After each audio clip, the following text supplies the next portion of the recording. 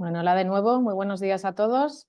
Muchísimas gracias por vuestra asistencia al webinar de hoy. Esperamos aportar pues contenido de valor en el ámbito de la renta fija y si os parece, pues vamos a ir comenzando. En cuanto al tema de las preguntas, como siempre, nos las podéis hacer en la cajita de preguntas y respuestas y bueno, pues por nuestra parte encantados de contestar todas las preguntas que os surjan y además, bueno, pues hay que aprovechar que tenemos aquí un ratito con nosotros a Luis Merino y bueno, pues poder exprimir todo lo que podamos, ¿no? Y bueno, simplemente comentaros a nivel grupo, ya nos conocéis, pertenecemos al Grupo Santa Lucía, un grupo de capital privado, bueno, pues con más de 100 años de historia, más que consolidado en nuestro país, y nosotros formamos parte del pilar de la gestión de activos, como no puede ser de otra manera, ¿no? Somos la gestora del grupo, que bueno, pues aunque veáis que somos relativamente jóvenes, nos constituimos en el año 2018 tras la fusión y adquisición de dos gestoras previas, Aviva y Alfa Plus. Sí que bueno, nuestros productos tienen un track record muy amplio, veremos hoy bueno, pues productos desde el año 2010, ¿no? Incluso previos. Y bueno, parte del equipo de gestión se sigue manteniendo de Aviva, ¿no? En cuanto a volumen de negocio, pues gestionamos en torno a algo más de 4.000 millones y 1.500 millones en activos bajo gestión y de ahí, bueno, pues una parte muy importante la dedicamos a productos de renta fija, como no puede ser de otra manera, ¿no? Viniendo de un grupo asegurador. Aquí tenemos al equipo y estará con nosotros Luis Merino, el responsable del equipo, y bueno, pues entre los tres suman algo cerca de 80 años de experiencia, con lo cual, bueno, pues yo creo que es un grupo, bueno, pues muy técnico y con muchísima experiencia en mercados, ¿no? Han vivido escenarios muy distintos y bueno, pues están muy preparados a la hora de seleccionar esas emisiones y la parte de, sobre todo, aportan valor en la parte de corporates, ¿no? Deciros que los fondos que gestionan, pues varios de ellos son 5 estrellas Morningstar, bueno, pues tienen esa single A por Citywire y bueno, pues es un equipo muy consolidado, ¿no? Y hoy, bueno, pues vamos a hablar con Luis de qué está sucediendo en el mercado, ¿no? Y cuál es nuestra visión como casa. Realmente, bueno, pues la pregunta del mercado a día de hoy es cómo van a ir los tipos de interés, ¿no? En la evolución en este año, cuál va a ser. Y tras, bueno, pues el pasado 7 de marzo de la reunión del BCE nos dejó algunas pistas. Y bueno, hoy tenemos reunión de la FED que ha sido coincidencia, parece que lo hemos organizado así, pero ha sido coincidencia la fecha. Y bueno, pues sobre todo la pregunta del millón es cuándo bajarán tipos, porque el mercado, bueno, pues realmente ya está descontando que esas bajadas van a existir y quién va a mover ficha antes, ¿no? Si el BCE o la FED, ¿no? Y en caso de que sea el BCE, bueno, pues será algo sin precedentes hasta el día de hoy. Hoy Luis Merino, bueno, pues nos comentará cuál es la visión al respecto de la casa de Santa Lucía Asset Management y bueno, pues como parte de un grupo asegurador, como os decía antes, pues tenemos la renta fija en nuestro ADN, ¿no? Así que sin más, os dejo con Luis. Muy buenos días, Luis. Muy buenos días, Beatriz. Entiendo que me oís y me oís bien. Todo perfecto. Bueno, pues entonces, si os parece, comenzamos, ¿no? La pregunta es un poco si el mundo de la renta fija, bueno, vamos a tratar de dar ideas o dar nuestras visiones sobre si este 2024 pues, es un año bueno o no de la renta fija. Vamos a empezar con lo que ha pasado hasta ahora. Aquí es verdad que tenemos un gráfico multiactivo, pero el resumen, ¿cuál es? Que parte del rally de este año lo hizo en diciembre y en noviembre del año pasado. Es decir, tuvimos un cierre de año 2023 extremadamente positivo, con muy buen performance de todo lo que es, sobre todo en tipos de interés. Entonces, lo que está viendo este año es un cierto enfriamiento, un descanso, lo podemos llamar, ¿no? Entonces vemos cómo lo que serían los plazos largos, pues han corregido, ¿vale? No es nada dramático, pero tenemos aquí correcciones de lo que sería, pues, súper largos, treasuries americanos, corporates, todo lo que es duración, ¿vale? Y luego, por el lado de bolsas, pues buen comportamiento en bolsas, risk on, ¿vale? Y bueno, y activos a lo mejor de más beta, como es high yield o como es AT1, pues subordinados con buen comportamiento. Esto es un poco lo que ha pasado hasta la fecha. Entonces, vamos a empezar un poco con la foto macro, si queréis, y vamos a ir bajando a clases de activos y vamos a ir bajando a lo que serían primas de riesgo y asset clases concretas. Entonces, desde el punto de vista macro, parte de los argumentos por los cuales hay este sentimiento de riscón o positivo en primas de riesgo, en bolsas, etcétera, es porque se ha evitado algo que se venía comentando, que era una recesión. Después de las subidas tan fuertes históricas del año 22, pues bueno, y viendo las curvas invertidas, lo que la teoría económica o lo que la historia te decía es que íbamos a tener un 23 pues con una posible recesión. Es verdad que hay algunos países como Alemania que están ahí navegando cercano a la recesión, Reino Unido, técnicamente con trimestres negativos, pero lo que la realidad, la cruda realidad es que estamos más en un escenario de soft landing, un aterrizaje suave. Hay algunos que llaman Goldilocks, como ni muy frío ni muy caliente, un escenario donde se crece menos, pero también es verdad que las inflaciones están yendo en la buena dirección. Por lo tanto, en términos reales, no es un escenario negativo, porque realmente estamos esperando, bueno, aquí son unas proyecciones, pero bueno, hay muchas, pero al final estamos apuntando a crecimientos este año débiles, crecimiento global menor, crecimiento en G10 menor que en años anteriores, lógicamente. Estados Unidos 2,5, zona euro ligeramente por encima. Es decir, crecimientos pobres, bajos, pero todavía positivos. En un escenario de las inflaciones, como digo, se están acercando al 2%, aunque nos queda la famosa última milla, que es que del 10 al 3 hemos ido muy rápido, pero del 3 al 2 no va a ser tan rápido. Y la duda es un poco cómo de rápido nos acercamos al 2 y cómo de rápido los bancos centrales empiezan a bajar tipos, que eso lo veremos luego. Entonces, un escenario donde efectivamente eurozona, Reino Unido, pudiéramos hablar con otras previsiones de posible terreno negativo y donde el año 24, con alguna excepción puntual, se crece menos que en el 23. Entonces, esto es un poco el punto de partida, ¿vale? Hay algunos indicadores de crecimiento en Nowcaster, que es, digamos, un PIB más de momentum, más en real time, pues que te lleva a crecimientos globales, reales, en la zona del 2%, que tampoco es una cifra excesivamente negativa, porque al final la renta fija, independientemente del tema del equity, la renta fija históricamente se comporta bien en escenarios de crecimiento moderado, sostenible. ¿Por qué? Porque cuando creces mucho, las inflaciones tienden a descontrolarse. Y final, para la renta fija, como para otros muchos mercados, lo que te interesa es una inflación controlada, una inflación estable. Las economías de la zona euro, pues aquí tenemos la fuerte caída del COVID y la recuperación. Es verdad que España, que es esta línea, ha hecho una recuperación en los últimos meses o trimestres muy potente. ¿Por qué? Porque va ligado a turismo, a servicios. Vivimos un poco en la fase de la venganza del consumidor después del COVID, ¿no? Que pensábamos que no íbamos a volver a ir a conciertos, a restaurantes, a bares, etcétera, y resulta que sí, turismo, viaje, ocio, eso es lo que está tirando de las economías periféricas europeas. Luego vemos qué implicaciones tiene esto, pero la realidad es que ahora mismo el problema lo tiene Alemania, que es la línea roja aquí, que está ya un poco en terreno negativo con respecto al punto de partida de 2019, y lo que está creciendo son economías más ligadas a servicios. Esto es importante por lo que hablaremos luego de tema periferia versus core, pero es la realidad y puede seguir. Récord de turismo, 85 millones de turistas, consumo fuerte, etcétera, etcétera. Eso es un poco el motor dentro de la eurozona. Aunque tengas una media próxima a cero, esconde una divergencia entre periferia que crece más y core, países industriales que crecen menos.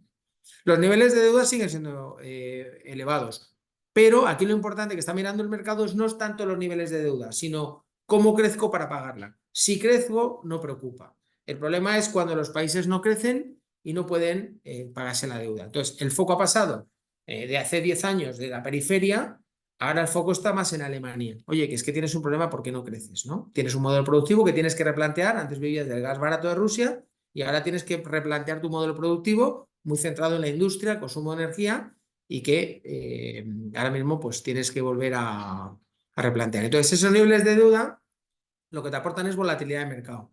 Es decir, oye, porque al final tienes que emitir, tienes que acudir a mercado, y entonces, bueno, disciplina fiscal no hay mucha, pero insisto, a la gente le preocupa más el denominador, mientras crezcas no preocupa tanto.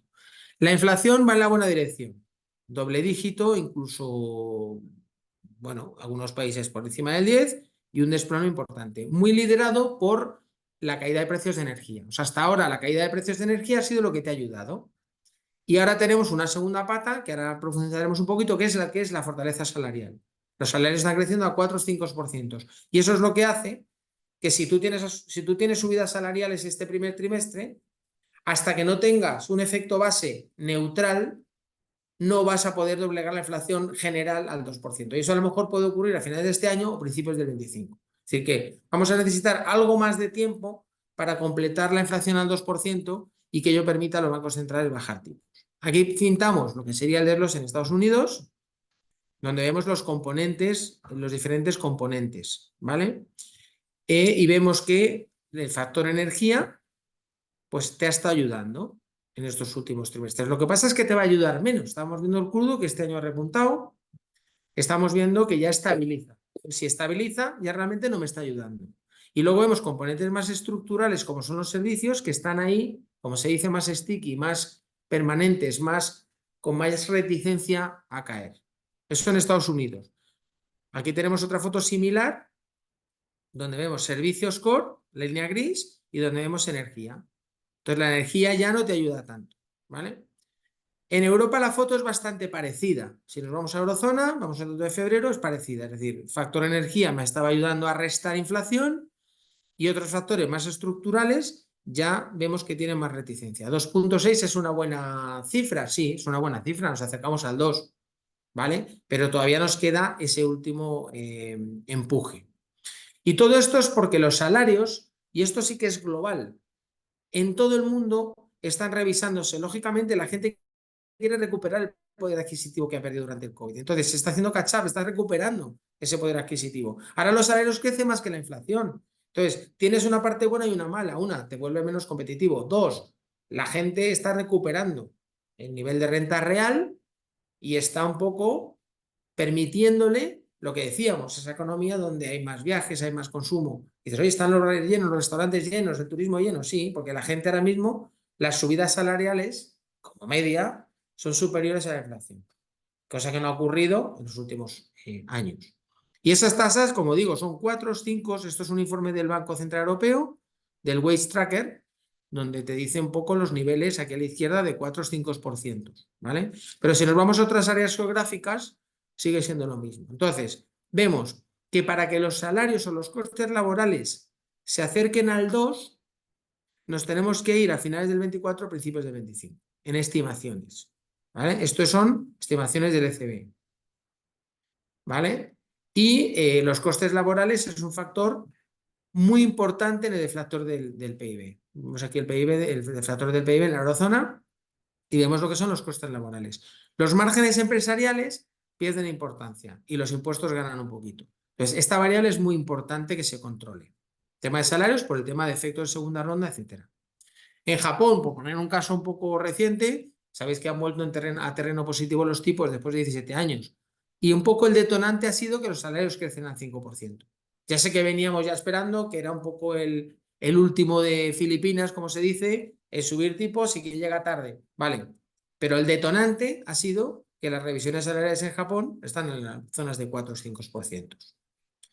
Y ya aterrizando en mercados, lo importante es, vale, todo esto está muy bien, las inflaciones están controladas, el mercado lo ha comprado en noviembre y diciembre, ahora un poco ha tomado algo de beneficios en tipos. Pero la pregunta del millón es, primero, ¿cuándo empiezan a bajar tipos? Segundo, ¿cuántas bajadas nos caben este año? Y tercero, habría como 3 grandes dudas. Primero, el timing, que creo que no es tan relevante si la primera bajada es en junio, es en julio o es un poco más tarde. Eso te determina cuántas bajadas tienes este año. Pero lo más importante es el terminal rate, es decir, dónde van a terminar los bancos centrales de bajar tipos.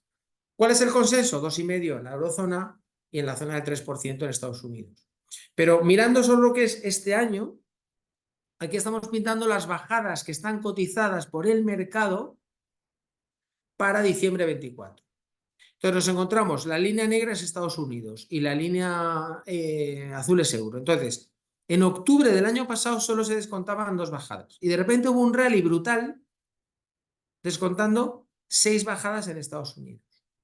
Entonces, eso es lo que yo antes decía, es decir, que parte del rally, del movimiento de ciclo de bajadas de tipos, te lo ha hecho en parte el año pasado. Y este año lo que ha habido es una especie de descompresión de enfriamiento y ahora descuenta 3. ¿Nos parece razonable 3 bajadas? Nos parece razonable. Y nuestro escenario central es 4, pero al final, si empieza un poco más tarde, te caben 3 este año. Entonces, si nosotros pensamos que puede haber 4 bajadas este año y el mercado ahora mismo solo cotiza 3, eso justifica que estemos largos en duración. Hemos subido duración recientemente, ¿por qué? Porque pensamos que tiene valor el posicionamiento en renta fija. Habíamos estado largos este año, el año pasado, tomamos algo de beneficio a finales del año pasado porque se descontaban 6 bajadas y hemos vuelto a comprar recientemente en febrero duración. Al final, la compra de duración lo que hace es, oye, ¿qué pienso yo que va a pasar y qué descuenta el mercado? Y como hay tanta volatilidad, pues es algo dinámico, gestionamos activamente. En la zona euro, como veis, va muy similar, va muy parecido, es decir, va muy de la mano. Otro debate que hay, oye, ¿quién va a empezar a bajar tipos antes, el ECB o la Fed? Nosotros pensamos que el ECB nunca ha liderado ningún movimiento de bajadas ni de subidas de tipos históricamente. Siempre ha ido un poco a rebufo de la Fed. Además, la Fed ha hecho mucho más trabajo subiendo tipos a 5,5. Es mucho más dinámica, más ágil. Hay gente que encima habla de que hay elecciones este año, que también puede ayudar en darle un poquito de gasolina al mercado. Pero en general pensamos que es probable que mueva antes la Fed. ¿Tenemos por aquí alguna pregunta? Sí, Luis, justo nos estaban preguntando qué impacto pueden tener en los mercados las elecciones en Estados Unidos si gana Trump y cambio la Fed con una pendiente más pro-Trump con las bajadas de tipos, el impacto sobre el dólar. Buena pregunta, porque precisamente es una cosa que el mercado está empezando a tratar de cotizar, ¿no? Aquí hay muchas implicaciones. Por un lado, evidentemente en años electorales hay una presión adicional de, oye, tienes que ayudarme, tienes que bajar tipos. Vale. Conocemos que Trump ha sido mucho más agresivo con respecto a Powell, respecto a presión para bajar tipos de interés. Con lo cual, primera conclusión es, si en noviembre gana Trump, va a haber más presión para que baje tipos. Con lo cual, desde ese argumento, la presión empezaría en noviembre, no ahora. ¿Vale? Por otro lado, tenemos una inflación cada vez más controlada y una Fed que hoy nos va a confirmar, que nos va a decir, oye, prefiero ser paciente, prefiero esperar, prefiero equivocarme porque hubo errores de política monetaria en los años 70, eso lo ha dicho el propio Powell, donde se empezaron a bajar tipos antes y luego una segunda oleada de inflación. No estamos en esa situación, pero sí que es verdad que los bancos centrales prefieren ser pacientes y no hacer bajadas en falso que luego obliga a subidas. ¿Vale? Entonces tienes ahí muchas variables. Por otro lado, Trump, pues hombre, Trump en principio, si pones barreras, es inflacionista. Luego sería en contra, porque todo lo que serían aranceles o barreras, tanto por la parte de inmigración, que es mano de obra más barata, como por la parte de tarifas, es inflacionista. Con lo cual hay otra lectura que es, oye, Trump puede ser inflacionista, ojo. Con lo cual tienes muchos elementos ahí que todavía son inciertos. Yo prefiero centrarme más que en el tema político, que primero no es algo inminente y segundo es algo más incierto. Prefiero centrarme en cómo va el ritmo de reducción de inflación y cómo van actuando los bancos centrales. Por otro lado, el tema de si va a actuar primero la Fed o el ECB también te puede influir en la divisa. Evidentemente, si la Fed empieza a bajar tipos antes, pues nosotros tenemos un posicionamiento diferencial del Bund Treasury que beneficiaría ese posicionamiento. Por el lado del dólar, podría debilitar al dólar. ¿Vale? Yo creo que van a ir en general bastante sincronizados los bancos centrales. O sea, no veo divergencias, ¿vale?, relevantes que puedan impactar en el dólar o en el spread Bund Treasury. Lo que pasa es que el spread Bund Treasury, que luego lo veremos un poquito más adelante, ha estado a casi 200 puntos básicos. Yo creo que es un nivel atractivo. Ahí hemos entrado y entonces al final a largo plazo los tipos a largo deberían de converger. Y 200 puntos básicos es una zona, bajo nuestro punto de vista, amplia para decir, oye, tiene más valor, ¿no?, el Treasury que el Bund, aunque en una pequeña parte lo hacemos, ojo, sin divisa, con futuros, sin divisa, repito, no tenemos exposición a dólar en los fondos de renta fija ni a ninguna otra divisa. Es verdad que los mandatos permiten un 5%, pero nosotros preferimos centrar nuestras decisiones y nuestras visiones en lo que sabemos que es tipos de interés y renta fija. No sé si con esto he respondido a la pregunta, pero bueno, es verdad que el panorama político es muy difícil, es muy incierto hacer predicciones.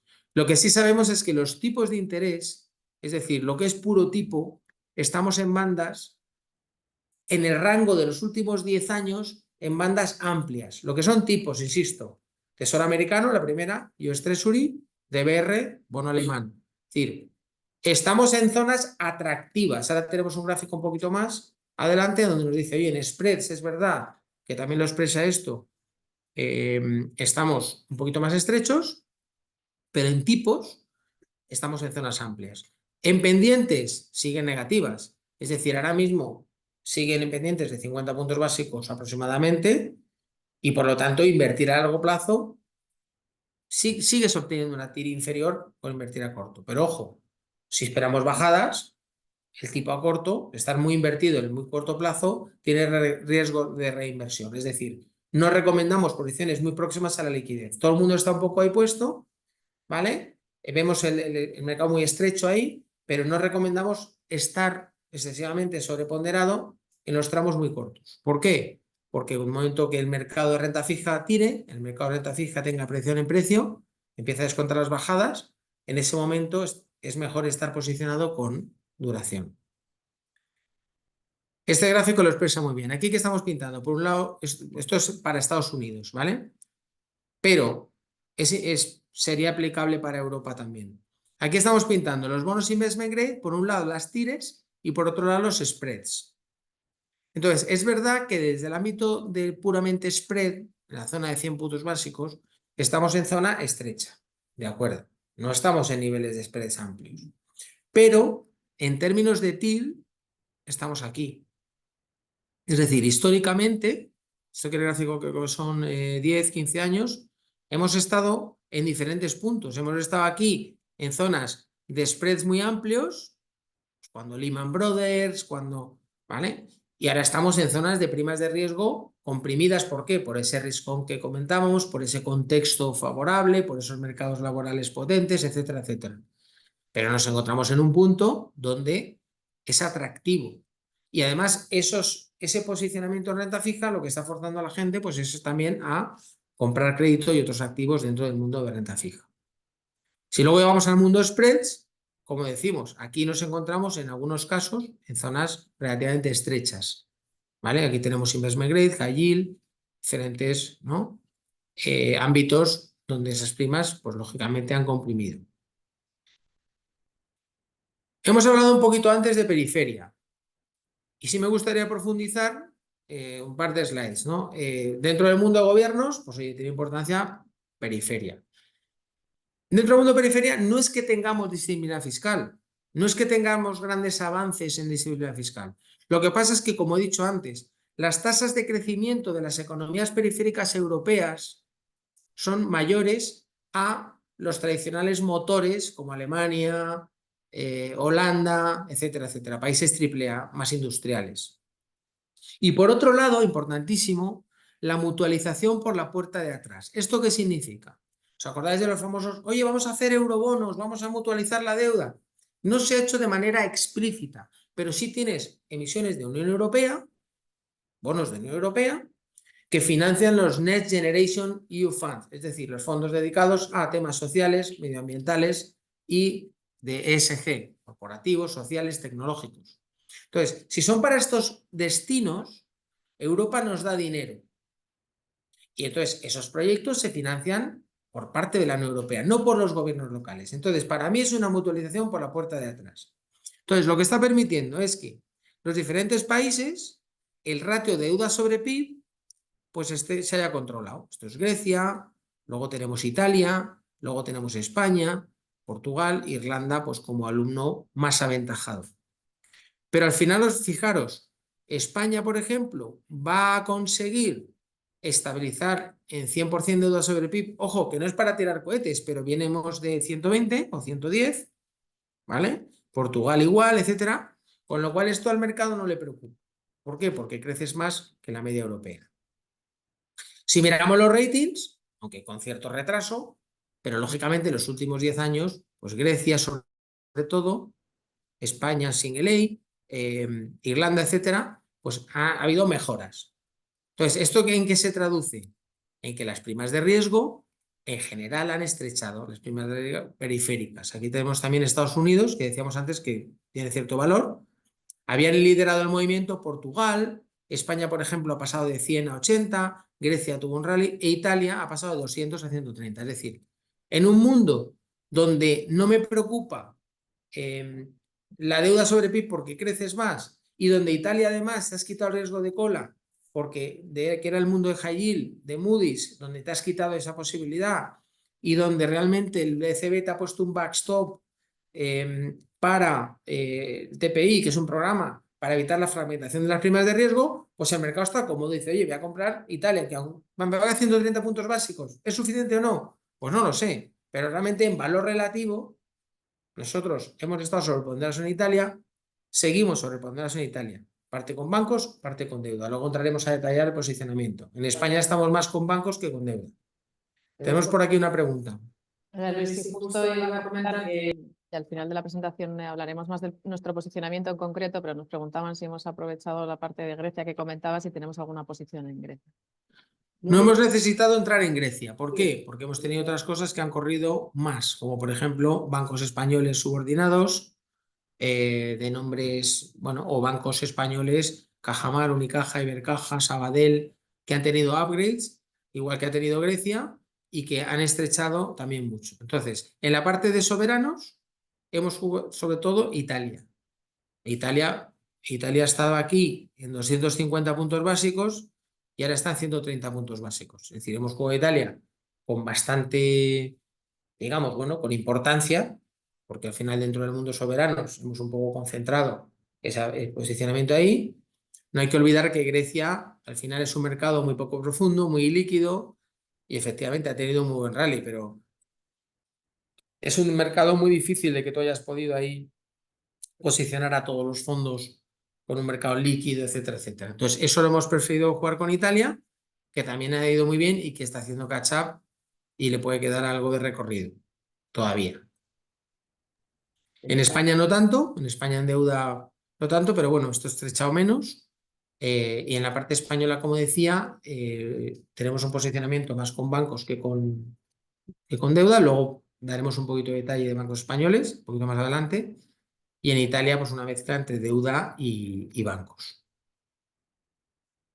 Y seguimos con el valor relativo de Estados Unidos y Alemania y con un corto de Francia que ahora comentaremos. Entonces, por un lado, Treasury Bund, lo que hemos comentado antes. 200 puntos básicos en diferencial de 10 años americano con el Bund, nos parece una zona atractiva para entrar. Ojo, aquí hacemos una pequeña parte, no es que tengamos mucha exposición de la duración. Si tenemos 4,20 años de duración, a lo mejor tenemos, o 4,25, tenemos 0,25 en Estados Unidos, para cuantificarlo. Insisto, lo hacemos a través de futuros de Treasury contra Bund, es decir, no tenemos exposición a divisa. Es algo líquido que podemos deshacer y podemos operar de manera muy ágil y muy rápida. Esto por un lado. Por otro lado, tema de Francia. Francia cotiza a un nivel muy estrecho, tan solo ahora en la zona de 40 puntos básicos con respecto a Alemania. Francia parte de una situación de fortaleza. Francia parte de una situación de rating AA. Es decir, que vemos más posibilidad de que Francia vaya a peor. Entonces tenemos una infraponderación en contado y hemos abierto una pequeña posición corta a través también de futuros. Esto al final es añadir 0,20 también poco, pero bueno, en agregado sí tenemos una infraponderación en lo que es semicore, Francia, Bélgica, que son países que creo que son vulnerables a bajadas de rating, que no paga, entonces están en un sitio que no paga, que paga muy poco y que su economía es más vulnerable porque aquí no disfruta de un poco lo que hemos dicho antes, de lo que ahora mismo está más sobreponderado en las economías periféricas que están disfrutando de un contexto más favorable, pues realmente aquí vemos que no tiene mucho sentido. Crecen poco y siguen teniendo deuda. Entonces, aquí tenemos una posición infraponderada. Aquí son las previsiones de crecimiento, donde Francia, pues bueno, junto con Alemania, pues digamos, afronta unas perspectivas más negativas, por lo que decíamos, toda la parte industrial. Por ejemplo, Francia tiene mucha exposición al tema del automóvil, China está ganando mucha cuota de mercado con el coche eléctrico en lo que es el segmento bajo intermedio, etcétera, etcétera. O sea, Francia tiene también sus problemas. Es verdad que Francia es un país muy grande, muy diversificado y tiene más equilibrio entre servicios e industria, pero en general las perspectivas de crecimiento para Francia no son muy halagüeñas y al final sigue teniendo un nivel de deuda elevado. Por lo tanto, A lo mejor ese AA es menos compatible en Francia de mantener y a lo mejor puedes tener algo de malas noticias. Entonces, por eso tenemos ahí esa, digamos, esa cautela con Francia.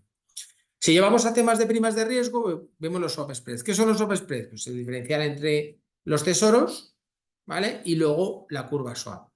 ¿Qué representa? Representa un poco riesgo sistémico, riesgo interbancario. Aquí tenemos un gráfico un poquito más histórico para ver cuando ha habido situaciones de estrés, pues vemos cómo aquí hemos tenido diferentes episodios con mucha tensión. Recientemente, año 22, subidas de tipos, apreciaciones de spreads, y hace justo un año con Silicon Valley, Credit Suisse, más ámbito financiero. ¿Qué ha pasado a partir de ahí? Pues que esto ha estrechado muchísimo.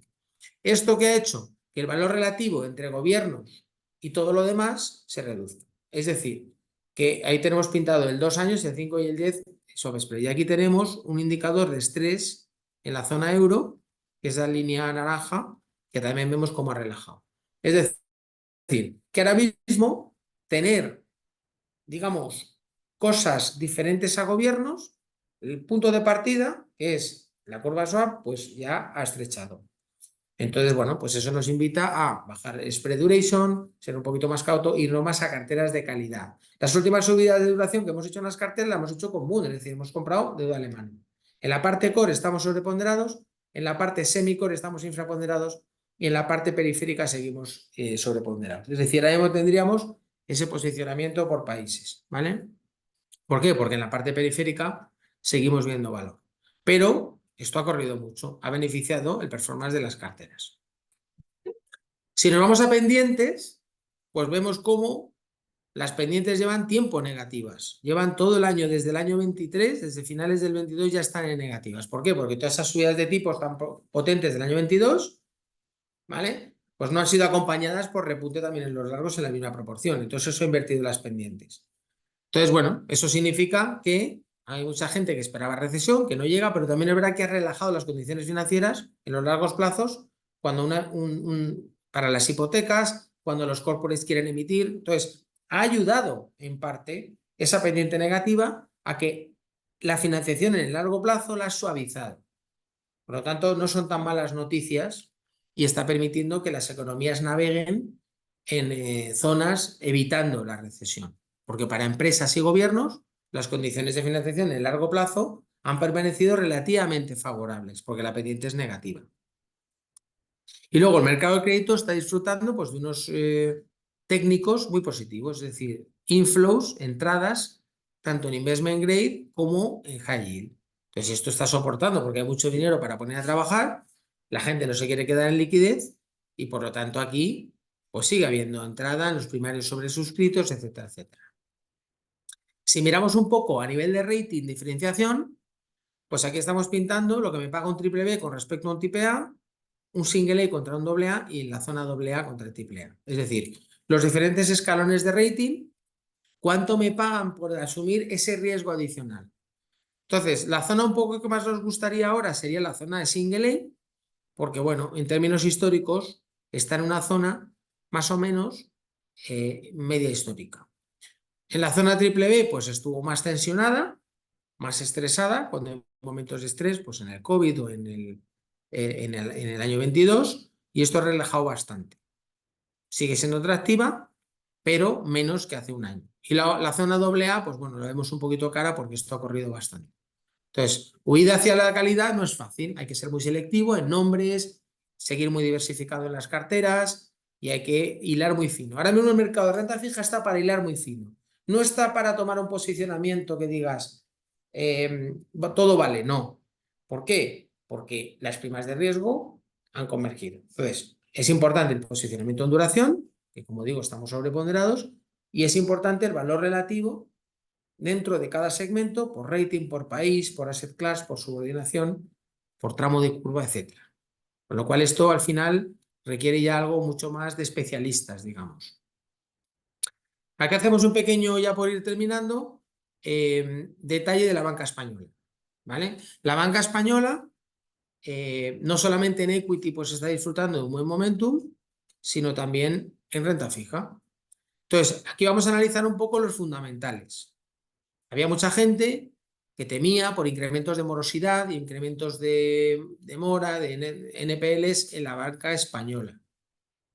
Pero la realidad es que no se está observando, a pesar de las subidas de tipos del año 22, un deterioro en la calidad crediticia en ninguno de los segmentos. Aquí tenemos corporates, tenemos hipotecas, tenemos retail, real estate, que ahora está el tema del famoso commercial real estate y tal.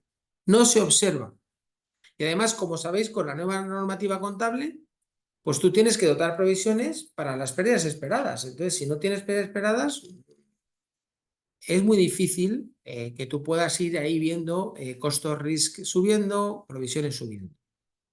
Si vamos a lo que es el loan to deposits, pues también había otro miedo de, oye, si no se están pagando los depósitos y después de lo que pasó hace un año con Silicon Valley, ¿cómo de vulnerables son determinadas entidades pequeñas a una posible huida de depósitos? Pues lo que se ha visto ya después de un año es que la banca española no paga depósitos en general, igual que la europea, quitando Francia, que es por ley obligatorio. En general, el resto de jurisdicciones europeas no se pagan los depósitos, pero la ventaja es que si tú partes con un loan to deposits bajo, es decir, con más depósitos que préstamos, pues la banca dijo, oye, voy a probar, no pasa nada que si se erosionara un poco la base de depósitos porque tengo un ratio común.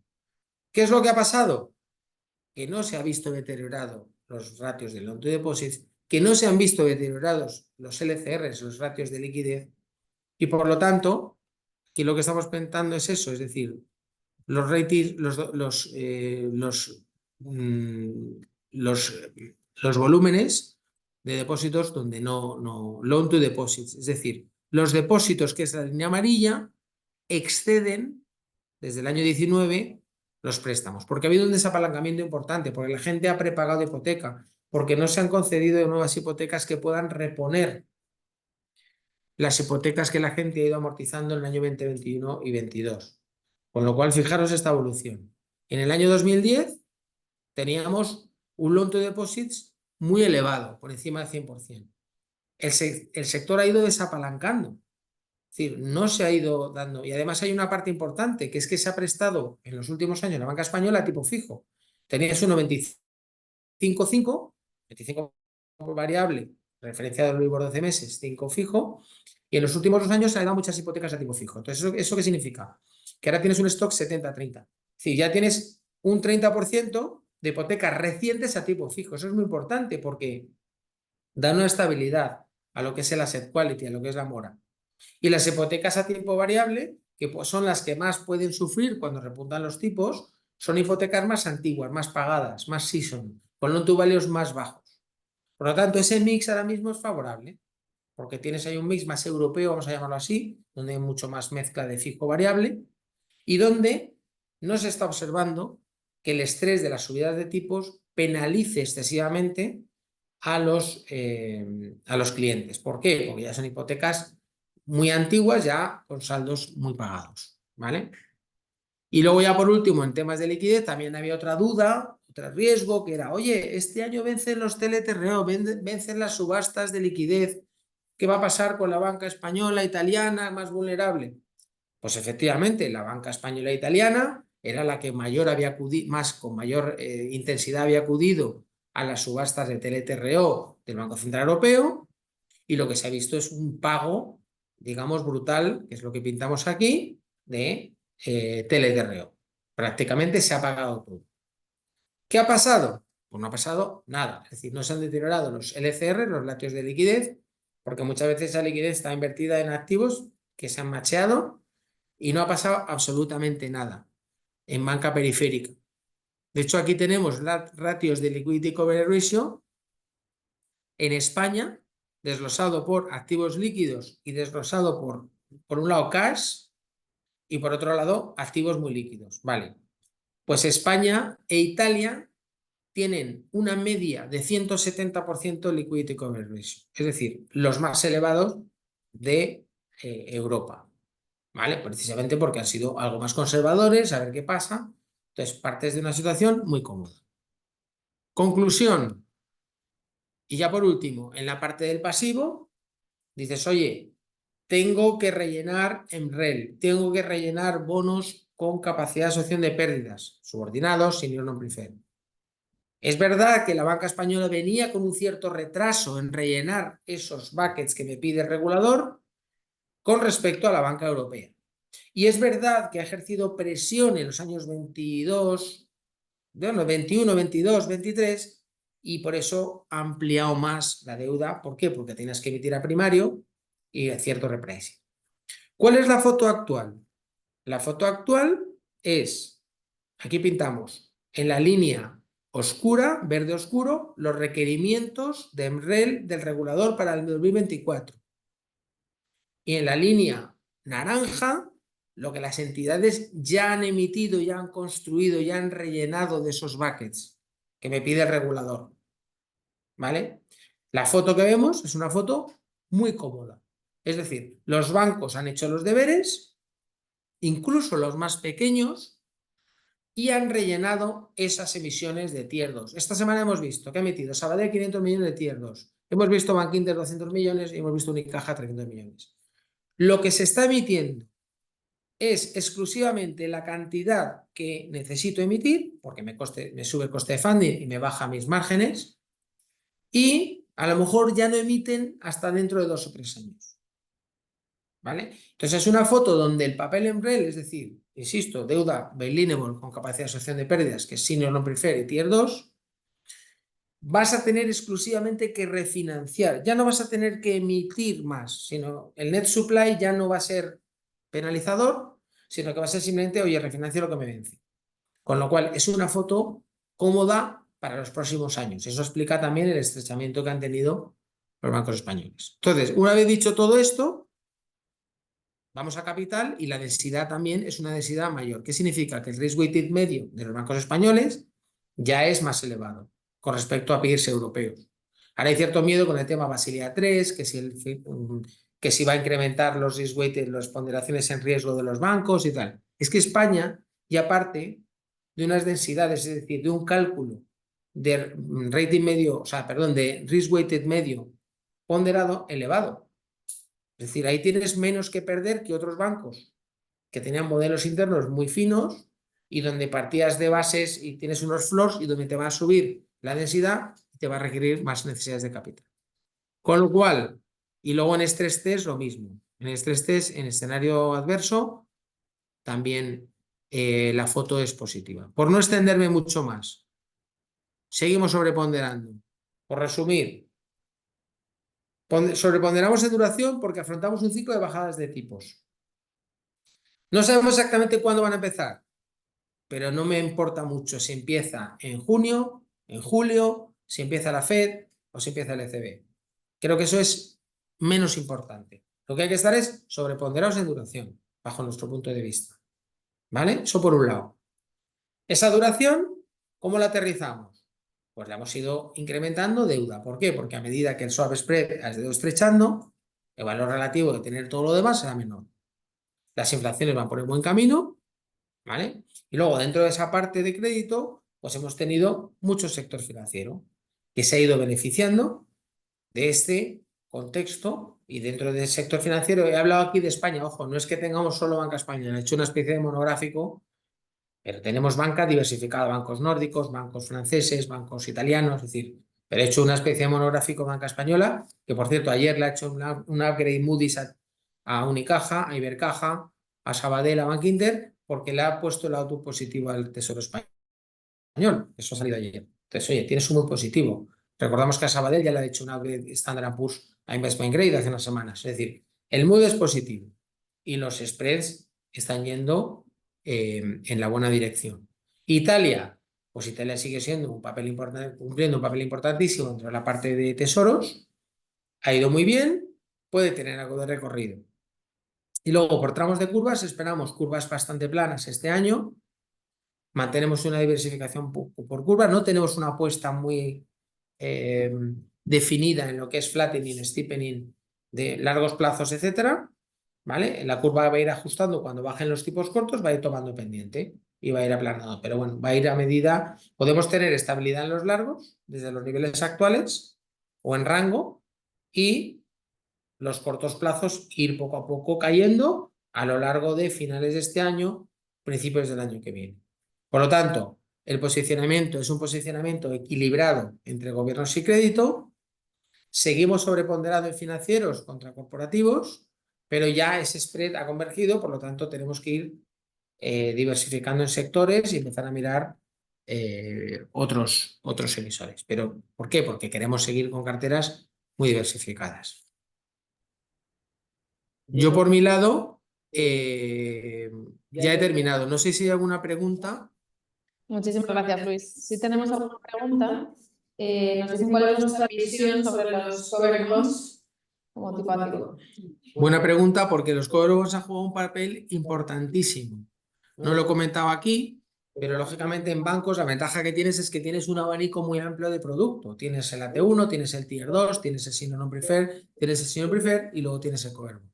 Con lo cual, dentro de un mismo banco puedes elegir cuánta beta, cuánto riesgo puedes tener, ¿vale? Nosotros en el año 21 dijimos, oye, viene un sell-off de tipos y luego viene un sell-off de spreads, que es lo que pasó. Y switcheamos Tier 2 por covered bonds, que es la parte más defensiva. Para mí el covered bond es un instrumento cuya probabilidad de default o expected loss es próxima a 0. Y por lo tanto lo voy a jugar cuando esté defensivo, cuando quiera una exposición a rates y puedo comprar un nombre de peor calidad, porque el producto es extremadamente sólido, comparable a un gobierno. Entonces, para mí es un producto casi de rates, casi de tipos, muy ligado a la curva swap, extremadamente protegido desde el punto de vista regulatorio, bien tratado, mimado, diría yo, en la jurisdicción europea, que además se ha unificado con la directiva de covered bonds recientemente, con lo cual es un producto de máxima calidad. Seguimos teniendo covered bonds. Es más, ahora puede volver a jugar un papel importante, porque si a mí realmente el spread entre un covered bond y un senior es mínimo, ¿qué hago? Me compro covered bond, porque no me está pagando ahora mismo, a lo mejor adicionalmente más entre un covered bond y un senior preferred, ¿vale? Entonces, sigue jugando un papel muy importante. Pero ojo, también lo juegan los Tier 2, que le pueden quedar un cierto recorrido y que están demostrando que están coleando, que están ejercitando la call, que también era otra duda, en casi todos los casos. Es más, están prefinanciando. Es decir, hay muchos emisores que tienen vencimientos de Tier 2, de calls, y están emitiendo para poder tener liquidez, con lo cual la certeza de esa call es mayor. Pues muchísimas gracias, Luis. Aquí simplemente comentaros las estrategias que gestiona el equipo. Aquí pues de un vistazo nos gusta mucho este cuadro porque podéis ver por tires y por duraciones las carteras de los fondos. El equipo gestiona dos estrategias con gestión activa y dos fondos de renta fija a vencimiento.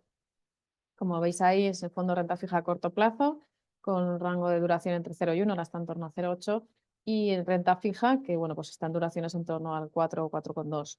Y luego los dos fondos de renta fija a vencimiento, que lo que tienen dentro, digamos, únicamente es deuda pública italiana. Uno vence ahora en septiembre, con lo cual, bueno, pues en el 2024, y el otro vence en abril del 2026. Bueno, pues digamos que la singularidad de estos dos productos de renta fija a vencimiento es que se puede entrar en cualquier momento hasta el propio vencimiento, con lo cual, bueno, pues no hay que acogerse a un periodo de comercialización, como suele suceder, y no hay comisiones de entrada. Sí que tenemos una comisión de reembolso del 2%, pero tenemos ventanas trimestrales de liquidez sin esa comisión. Con lo cual, bueno, pues es una facilidad para aquellos inversores que quieran invertir en este tipo de producto, bueno, y que no tengan que extender que puedan aprovecharse de la exención de traspaso fiscal y, bueno, pues no tengan que comprar en directo letras italianas, que sabréis lo farragoso que es. Y luego, bueno, pues aquí tenéis los ratios de cada uno de los productos. Sobre todo, pues hoy Luis se ha centrado, como es lógico, en la estrategia de los fondos de corto plazo y de renta fija. Nos preguntan, Luis, qué fondo de inversión recomendaríamos en este momento entre el corto plazo o el renta fija. Es buena pregunta. Yo ahora mismo recomendaría, y no es porque soy gallego, ¿no? Los dos. Y me explico. Para mí, la decisión tiene que ser qué duración quiero tener. Y luego ya aterrizarlo en los productos, ¿vale? Entonces, si yo tengo un producto el corto plazo, que es gestión activa, pero sé que estoy limitado a duración 1 año. Va a estar siempre navegando entre 0,8, 0,9, más o menos, ¿vale? Ahí la duración va a ser más estable, te explica menos, o sea, hay menos posibilidad de margen de actuación, pero es más también fiable su rentabilidad esperada, porque por definición, duración máxima 1. El siguiente producto es Santa Lucía Renta Fija, que tiene una mayor flexibilidad de duración, punto central 4 años, ahora está ligeramente sobreponderado. Entonces va a estar pivotando en torno a 4.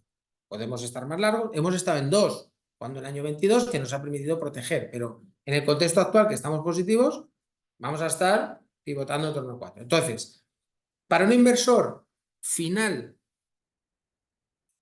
preservar su patrimonio, vamos a suponer que es el objetivo de renta fija, es compatible con tener una duración entre 2 y 3 años. Entonces, si yo me compro 50% del corto plazo y 50% de renta fija, voy a estar en la zona de 2,5 aproximadamente. Es una zona cómoda. No recomendamos todo en el corto plazo. ¿Por qué? Porque las bajadas de tipos de interés va a hacer que en los próximos trimestres vaya reinvirtiendo a tipos cada vez más bajos.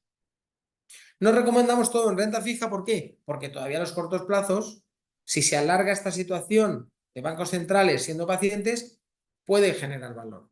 Entonces, ahora mismo, igual que hemos estado muy positivos, por ejemplo, en el corto plazo durante todo el año 22, porque era lo que más te protegía, hoy en día ya toca tomar un poquito de exposición a lo que es la curva a través del renta fija, Santa Lucía Renta Fija. Entonces, para aquel que sea más táctico, más agresivo, más proporción en el renta fija. Para aquel que sea más conservador, más defensivo, más o todo en el corto plazo.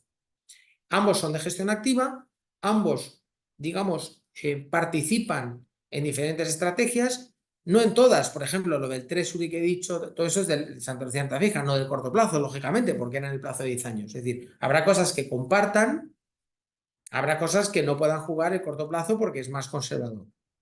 Entonces yo creo que esa estrategia es ganadora para este año y para el que viene, donde puedes incluso jugar, ¿no?, con la proporción que tienes en el corto plazo en el renta fija. Si tu horizonte temporal es más largo, pues va a pesar más a lo mejor el renta fija. Si tu horizonte temporal es más corto, lógicamente, todo o casi todo en el corto plazo. Entonces, esa mezcla yo creo que ahora mismo es bastante atractiva.